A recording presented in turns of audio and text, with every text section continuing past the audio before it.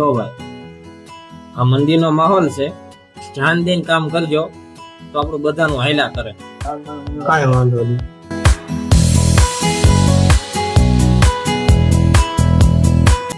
આ મંદિરનો માહોલ છે, ધ્યાન દઈને કામ કરજો તો આપણું બધાનું હાયલા કરે.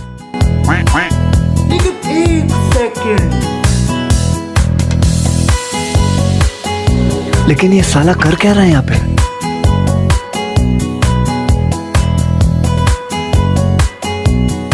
अरे देवा, ये गड़बड़ है बाबा. અહીંયા ઈ તો